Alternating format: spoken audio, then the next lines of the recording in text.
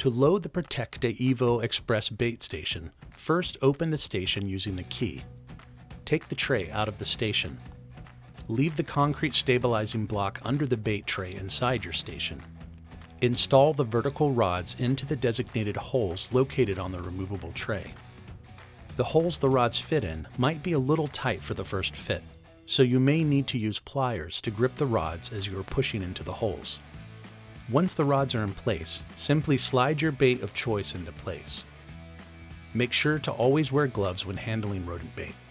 The amount of bait each rod can hold depends on the type of bait you're using.